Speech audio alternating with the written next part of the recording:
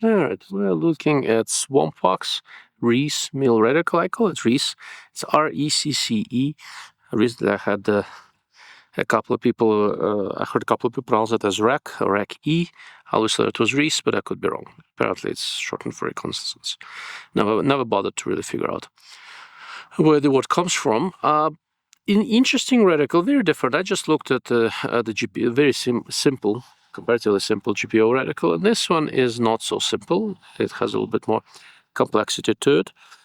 But as far as reticles for intermediate power scopes that have a tree in them, this is probably one of the ones I actually like quite a bit.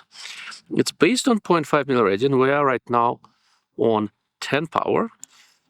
The way they did this, it's a 12 milliradian tree, and since the turrets, while they're externally adjustable and locking, do not have zero stop, you're sort of encouraged to primarily use the reticle with this scope. The tree is basically designed to accommodate a 50-mile-per-hour wind out to about 1,000 yards on the 308. That's roughly how the tree is sized. But one of the nice things they did is that when they did the illumination, they did a fairly sparse illumination, so that not the whole thing is illuminated, but more than just one thing in the center. If you look at this right now, it's illuminated. It's fairly bright. It's not always easy to see. You see that when the light goes down, you have a very limited part of the reticle illuminated, but enough to kind of extend the range a little bit during the dusk and stuff like that. It's a clever way to go. You have a tiny little bit of a tree, just a couple milliradian here and there, out to about, 6 milliradian away from center, something like that. It's not a bad way to go at all. As you go down the tree, you notice so that you have dots every a full milliradian and half milliradian dots in between them. So you have pretty decent granularity of hold. And of course, if you split a half mil, you get 0.25, and we naturally can split the distance relatively well. Again, it's not designed to be a bench rest scope. It's 2 to 10 power, so it's designed to shoot plates, man-sized targets, let's say that. As you go down in magnification, here we are on 8, 6, 5, 4, 3, and 2. Notice that the bars are fairly thick, but they're floating. They're not going all the way out to the edges. It's a matter of personal preference, but I like. I kind of like this arrangement. I don't always like the thick bars to go all the way to the edges. I find that a little bit distracting. In this particular case, they end up going all the way to the edges when you are on approximately 6.5 power, something like that. So just past the halfway point. And here they're nicely visible, but also nicely out of the way. If you find yourself dialing and shooting significant wind, the thick bars start, I think, about 60 milliradian away from center.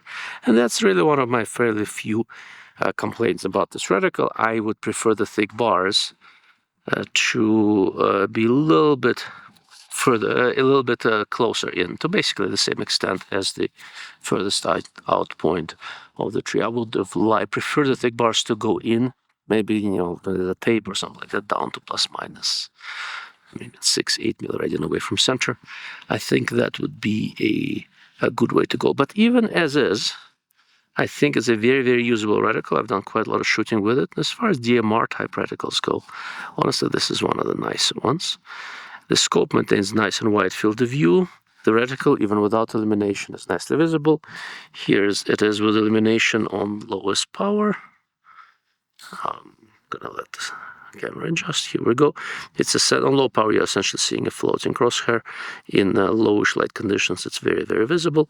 But even without that, even in reasonably bright light, those thick bars bracketing whatever you may want to shoot, it's not a bad way to go. As far as visibility goes, for fairly complex reticles, this is one of the nice ones. I tend to spend a lot of time with scopes like this in around 6-7 power. Here we are on 6. Very easy reticle to use on 6. You can use some of the tree, but not too much. From 8 and up to 10, the tree is very useful. Now we are back on 10. Overall, together with nice and wide field of view, and generally very good, surprisingly good image quality for the price. I gotta say that the way this reticle is done, Does work very, very nicely for Swampfox. Here we're looking at the top of the Sandia Tower, Sandia Mountain. There are some antennas over there. For a 10 power scope, this is not bad at all. Overall, as I said, I like this reticle. I wish Swampfox had done more with it, but I don't have a ton of insight on their product development. They offer it in a 2-10 Warhawk, which is what this is, and a 3-15. And in those applications, this reticle is indeed a nice design.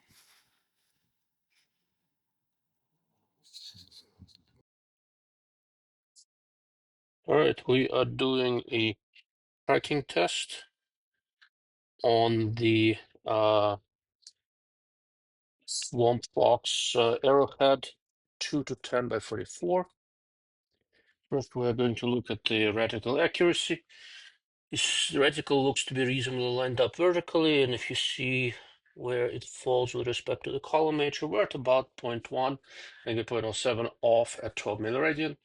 So not too bad. It's really, it's close enough for most things, but just something to note. And let's see, let's align the vertical steady and look at how it is horizontally. And horizontally, we're seeing more or less the same thing. It's about 0.1 off by the time you get to 12 milliradian. So now let's check the actual tracking. In principle, this scope is really designed to be used with the reticle rather than with the with turrets. There is no zero stop, but the turrets are locking and they are externally adjustable. I'm gonna unlock the turret. It's unlocked. We are at 0 now, and we're going to go full revolution first, which is 10 milliradian, and see where that gets us. That's full revolution, and we are just a hair under 10. So it looks like the reticle and the turrets are very, very slightly undersized, but they match each other, which is very important. So in other words, that is usable. The hold, if you're coming from a different scope, might be slightly different, but not much. Let's go back to 0.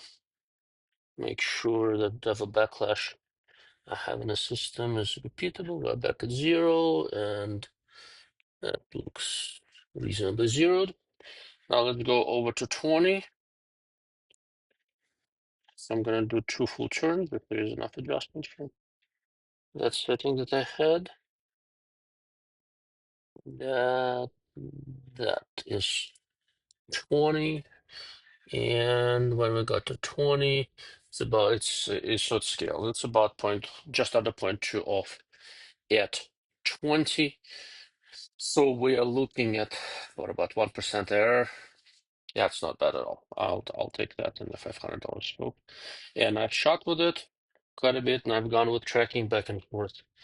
Tracking has always been consistent, as in when I dial the same value, it's always the same value. All right, that's Swampfox Warhawk 2-10x44.